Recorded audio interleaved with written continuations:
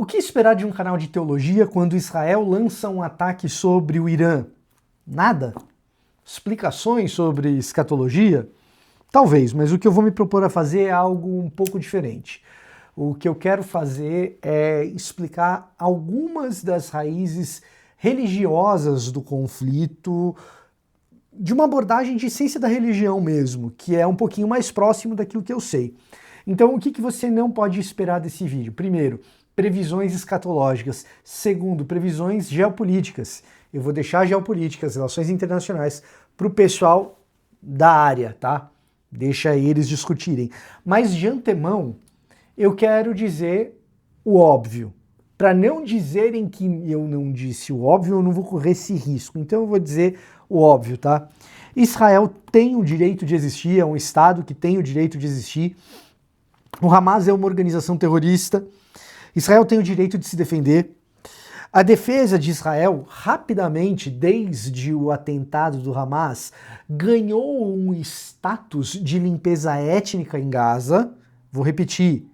A defesa, que Israel tinha o direito de exercer, especialmente havendo reféns, logo, muito rapidamente, ganhou o status de limpeza étnica em Gaza e ao longo do tempo isso se tornou um massacre. E tudo isso precisa ser falado sem omitir nenhuma dessas partes. E verdades aqui que podem estar de um lado ou de outro, elas não se anulam nem se apagam. Hamas é uma organização terrorista, sem sombra de dúvida. O que está acontecendo em Gaza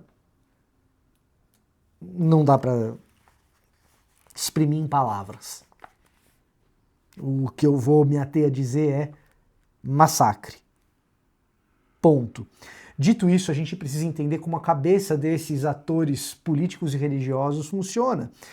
E eu acho que é útil para nós, do ponto de vista da compreensão das religiões alheias e da nossa interação pública com essas religiões, é importante que a gente entenda qual é a percepção de mundo, qual é a visão de mundo que essas pessoas têm, como que elas surgem. Então hoje a gente vai falar um pouquinho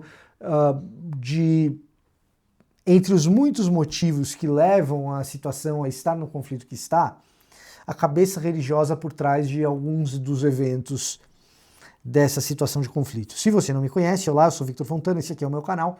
Ele pode ser um pouco seu também, para isso basta que você se inscreva nesse canal, ative as notificações, deixe seu like, deixe seu comentário, tudo isso é muito útil. Se você gosta de Bíblia ou de teologia, que é o assunto deste canal. Quando você deixa o seu like, quando você deixa o seu comentário, quando você se inscreve e ativa as notificações, o YouTube identifica que você gosta desse tipo de conteúdo e passa a te indicar mais material de Bíblia e de teologia, que afinal de contas eu imagino que seja aquilo que você quer. Então, dá uma melhorada aí no seu algoritmo, deixa o like, deixa um comentário aqui. E numa nota um pouco mais leve, vocês devem ter visto que eu troquei a minha luminária ali atrás, né? Se você disser que é feia, quer me incomodar, critica a minha luminária nova, que deu um trabalhão para montar esse negócio, por incrível que pareça, parece um negócio simples, né? Minha mão tá toda estrupiada por ter montado esse negócio. Dito isso, eu queria começar falando do Corão. Do Corão e do sentimento islâmico em relação aos judeus e aos judeus ocupando uma faixa do território de Israel ou da região do Levante. Tá? O território de Israel, os judeus ocupam integralmente hoje, mas uma parte ali da região do Levante. Árabes são anti-judaicos por questões religiosas? Essa é uma grande pergunta. Essa é uma pergunta difícil. Inclusive, eu vou deixar bibliografia aqui na descrição para você ir atrás, caso você queira ler a respeito do assunto. Mas a verdade é que, sim, o Corão contém passagens que são anti-judaicas. Em várias ocasiões isso acontece. Em especial, existem as ocasiões que comparam judeus a porcos e macacos. Isso acontece em mais de uma passagem. A passagem mais conhecida é na Surata 560. Surata é como se fossem os capítulos do do Corão, tá? E ali você tem os judeus sendo chamados de macacos, sendo chamados de porcos, e você tem outras passagens que são, sim, antijudaicas em alguma medida. Agora, a gente precisa contextualizar isso porque no Corão nós também encontramos diversas vezes o povo judeu sendo elogiado e até mesmo protegido como povo do livro, ganhando uma certa prioridade de proteção entre muçulmanos e islâmicos. O Islã, em alguma medida, tem a prerrogativa de proteger os povos do livro, em especial o povo do livro inicial, que é o povo judeu.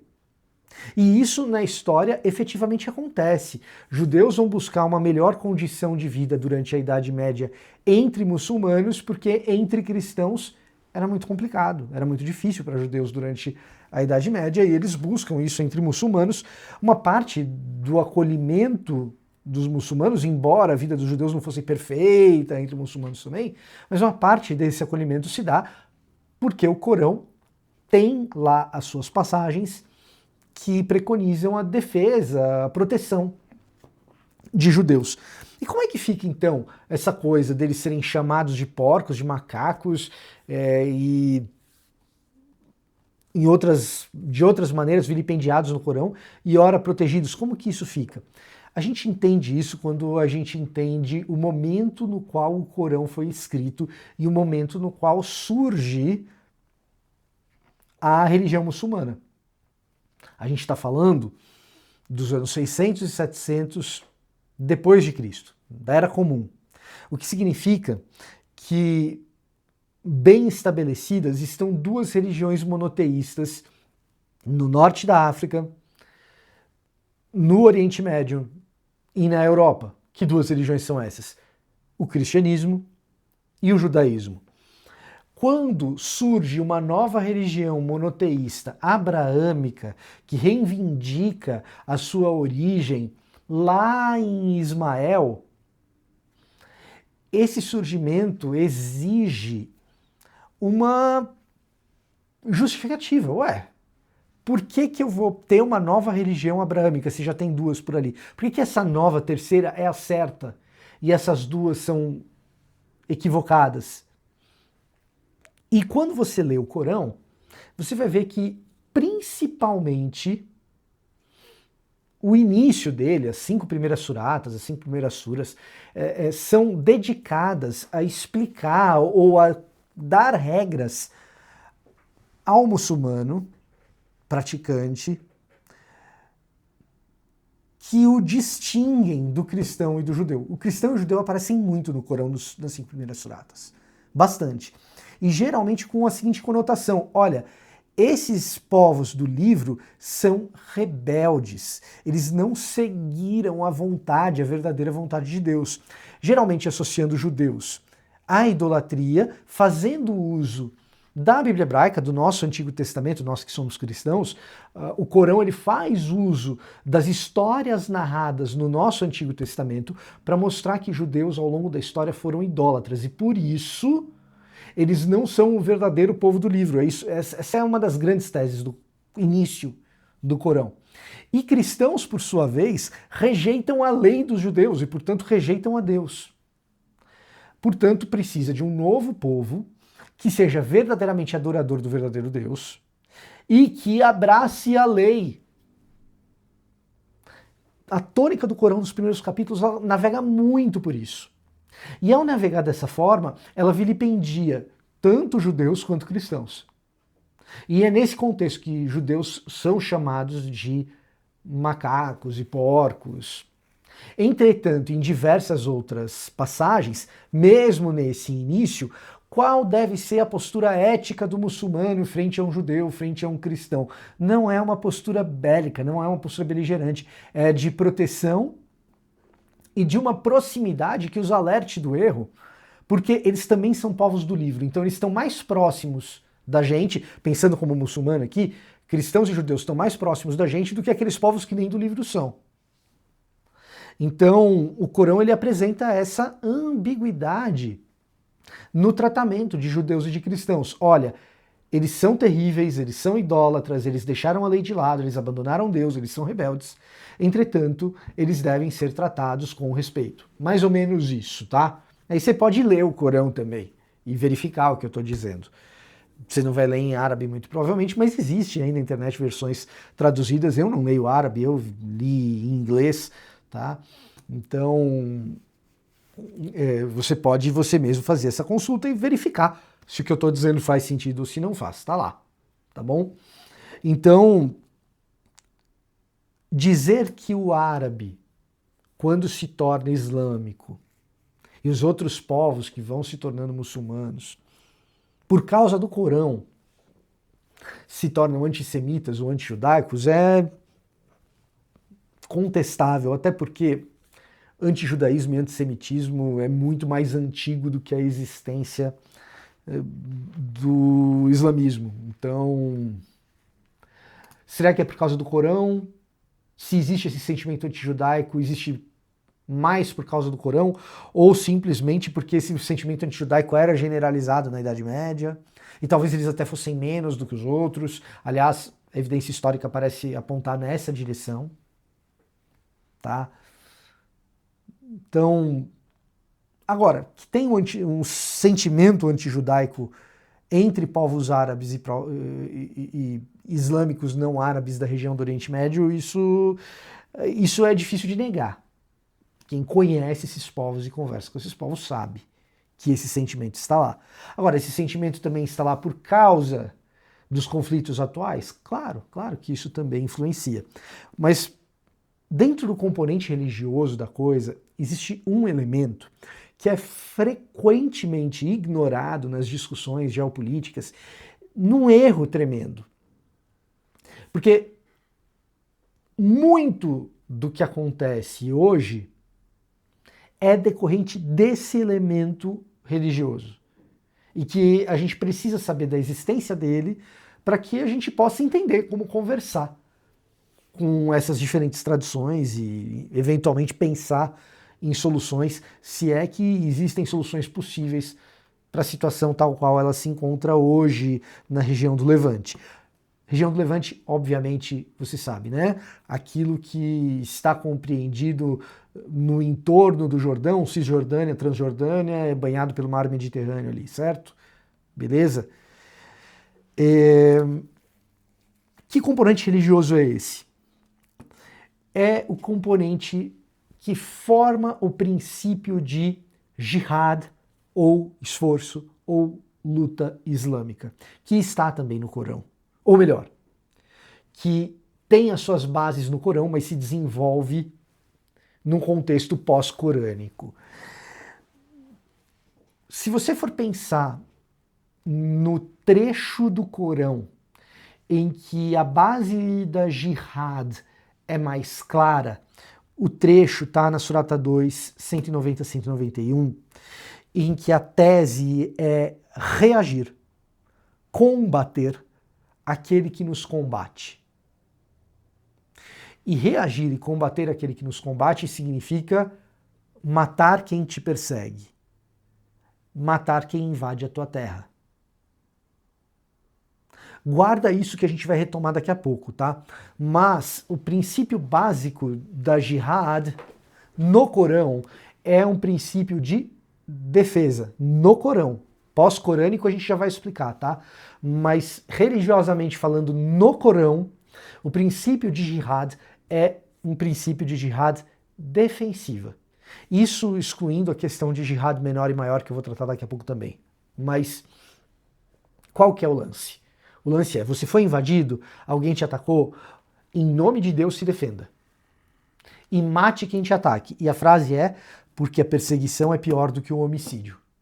Então alguém que oprime, alguém que te persegue, deve ser morto. Porque a perseguição é pior do que o homicídio. Ou seja, é uma reação muito forte, é uma reação violenta, mas ainda assim é uma defesa naquilo que prega o Corão.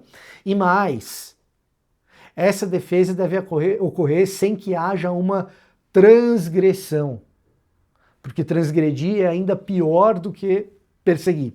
Tá? Então essa defesa deve ocorrer dentro dos limites do Corão, com toda a ética que o Corão preconiza ali, tá?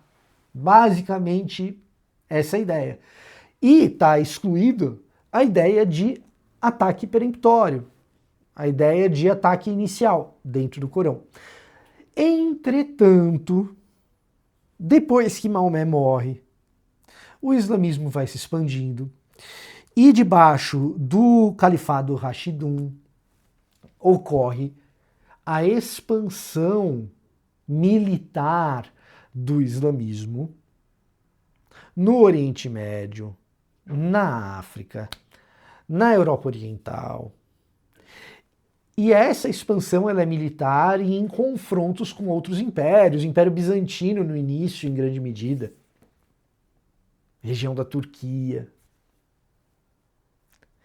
E a partir disso se faz necessário criar um conceito de jihad ofensiva. Então, no islamismo mais tradicional de hoje em dia, sunita, você tem um conceito de jihad defensiva quando alguém te agride e um conceito de jihad ofensiva que era uma expansão inicial de territórios necessária para a sobrevivência do Islã. E que ao longo do tempo é necessário que essa jihad ofensiva regrida. Ou seja, a expansão imperial, depois de feita, não tem mais o que fazer. Basicamente, quando você pensa no conceito mais clássico de um islamismo sunita, você vai ter jihad ofensiva e defensiva, sendo que a ofensiva tem que ir diminuindo aos poucos. Aí você vai falar, e os xiitas? Cara, os xiitas são mais defensores de uma jihad defensiva apenas, tá? De maneira geral. Os xiitas, eles só vão imaginar uma jihad mais ofensiva se por ordem direta de um determinado líder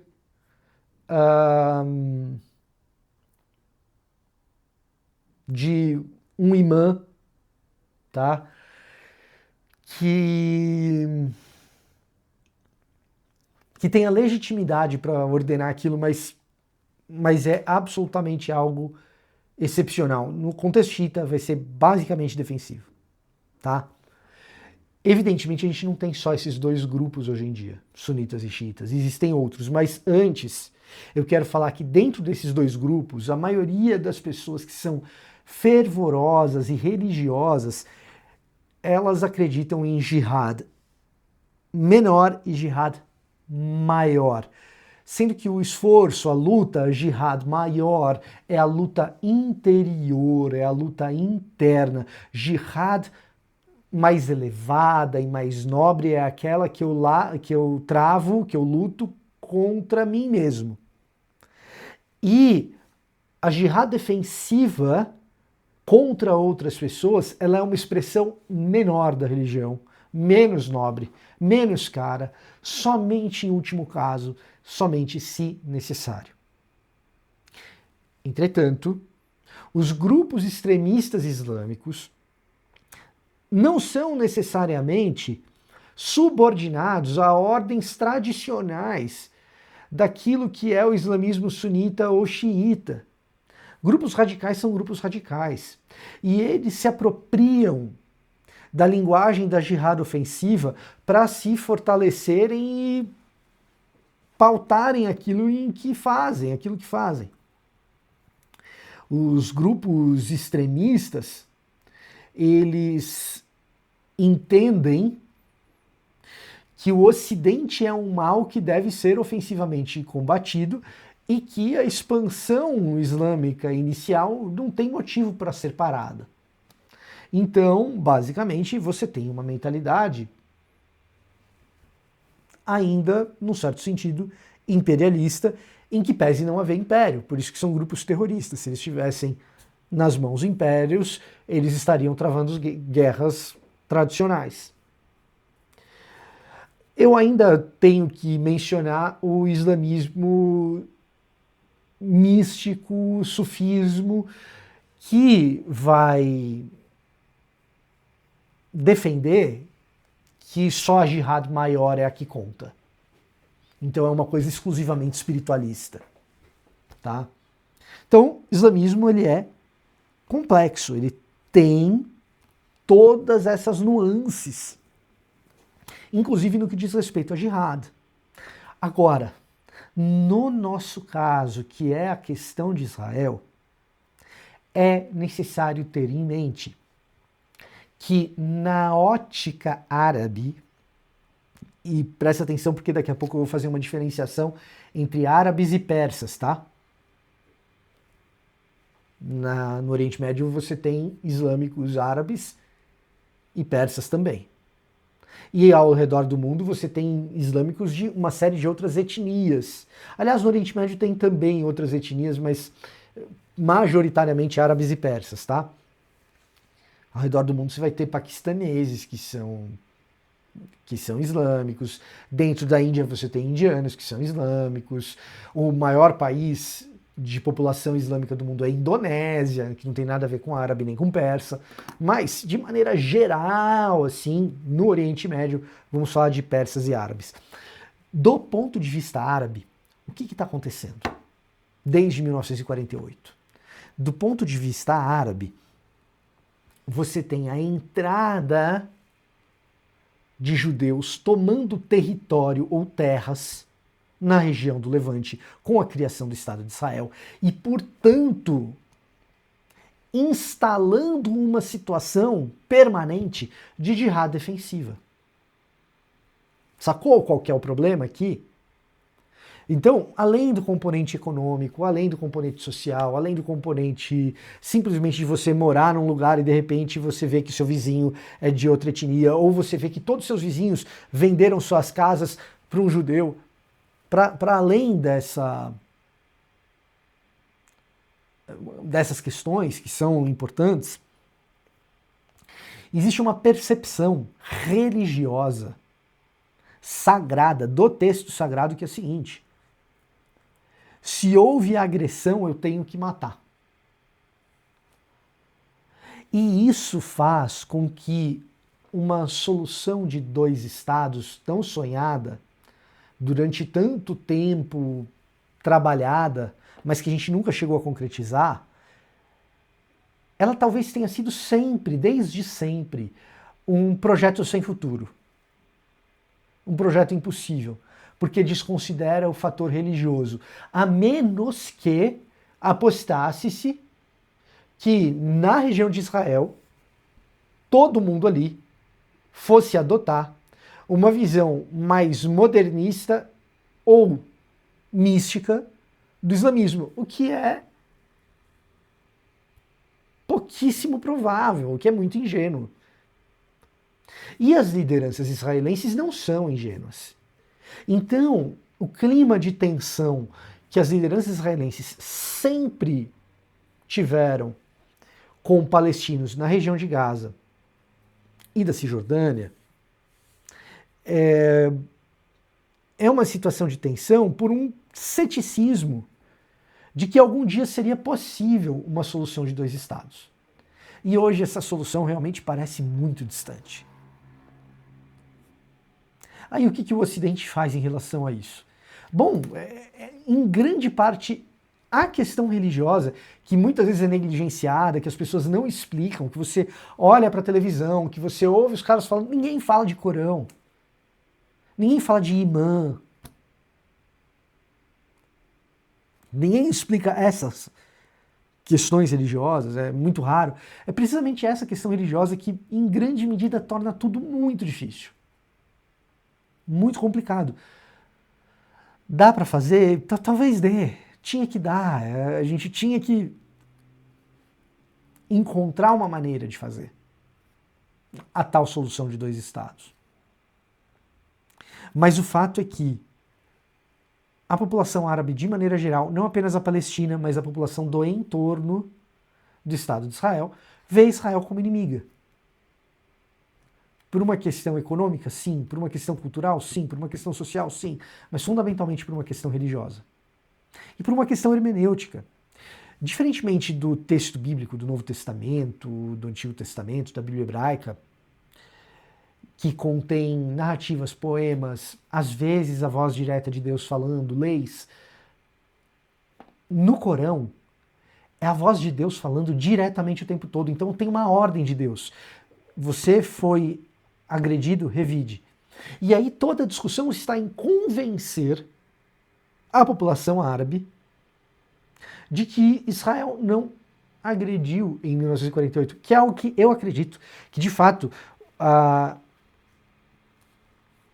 Constituição, a invenção desse novo Estado de Israel em 1948 não foi uma agressão. A Liga Árabe, ela maliciosamente interpreta mal a criação do Estado de Israel em 48. Entretanto, tudo passa por convencer a população árabe de maneira geral e as suas lideranças de que essa criação desse Estado não é uma agressão. E mais, que as defesas de Israel subsequentes não são agressivas tampouco. A gente vai conseguir fazer esse trabalho de convencimento? É muito difícil. É muito complicado. É muito complicado mesmo. Isso piora quando as pesquisas mostram que do lado israelense também já não há ânimos para essa conversa. Por motivos também religiosos, além dos motivos militares que a gente tem hoje. Eu vou deixar aqui embaixo um artigo opinativo de 3 pesquisadores da Universidade de Tel Aviv. Eles escreveram para o Haaretz a respeito de uma pesquisa de opinião na população israelense a respeito do que deve ser feito com Gaza. E a maioria da população israelense acredita que os palestinos devem ser expulsos de lá. O que seria um crime de guerra, tá? Israel tem direito de se defender, não tem direito de cometer crimes de guerra. Se a maioria da população quer isso, tem uma pesquisa do próprio Haaretz que aponta 80%, 82% da população querendo isso. Esse número parece bastante inflado, bastante inchado. Os pesquisadores da Universidade de Tel Aviv, num estudo mais metodologicamente mais apurado, chegam num número de pouco mais de metade. Mas se metade da população, ou mais da metade da população, deseja um crime de guerra, como é que você vai chegar a acordos de paz? É uma situação sem solução, gente. E me parece que adianta muito pouco a gente ter reações coléricas a respeito disso, na distância que nós estamos das coisas. Entretanto, enxergar as coisas com nuance de que existem elementos religiosos, econômicos, enfim, geopolíticos. E eu estou tentando trazer mais conhecimento a respeito do elemento religioso, fazer isso com racionalidade, parece ser para mim a única coisa que é possível a mim fazer. Então, é o que eu estou fazendo aqui, tentando trazer um pouco de mais de racionalidade na conversa, embora eu reconheça que seja muito difícil trazer racionalidade para uma conversa em que tantas crianças já morreram pelos massacres promovidos em Gaza e que tantos israelenses já sofreram pelos atentados terroristas de grupos extremistas. É difícil permanecer racional nessas horas. Mas me parece que é o que nós podemos fazer. O que era antes, no início do conflito e da tal defesa de Israel, uma ação violenta e exagerada por parte de Benjamin Netanyahu, agora parece ser algo que a população israelense, apoiando ou não Netanyahu, que vive momentos de turbulência na liderança, que a população israelense apoia. E com essa percepção de apoio, que tem uma certa fundamentação teológica, eu não diria, mas religiosa, por um desejo, inclusive, de parte dessa população hoje, inflamada pelo conflito, de ser um Estado mais próximo de uma teocracia do que de uma democracia liberal, com isso tudo, Netanyahu se sente mais empoderado para fazer coisas como um ataque ao Irã, que não é árabe, é persa. E não goza da mesma estabilidade política de Israel, que muito provavelmente tem armas nucleares, embora oficialmente a gente não saiba. Mas o fato de Israel ter essas armas não é algo que assuste tanto seus vizinhos, enquanto o Irã, com as suas instabilidades, ter armas nucleares é um problema. O que eu desejo? Eu desejo um povo persa livre, como eu desejo um povo palestino livre. Só que o povo persa ele é um povo complexo, porque ao mesmo passo que existe ali uma maioria islâmica, muçulmana, existe toda uma cultura persa milenar.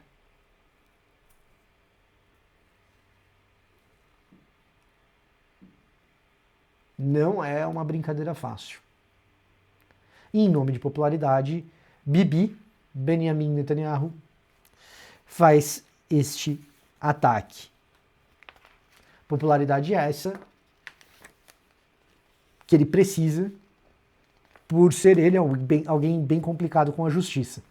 E não estando no cargo de primeiro-ministro, ele vai ter coisa a responder por questões de corrupção, etc.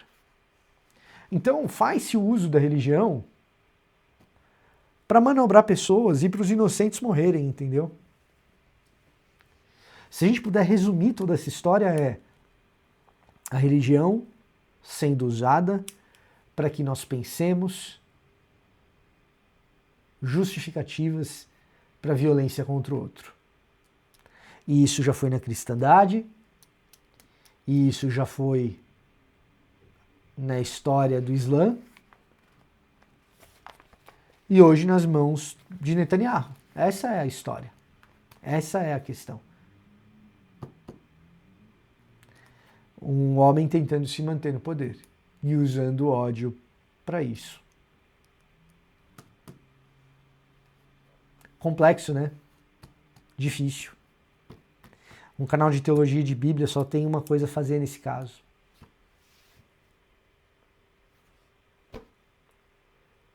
Dizer a você, ore por Israel, pelos israelenses, pelos palestinos. Porque se sim, uma parte dos israelenses significativa está consumida, na verdade, por um desejo de vingança, é de se pensar que muitos israelenses e muitos judeus ao redor do mundo também ainda vejam com bons olhos a tentativa de paz.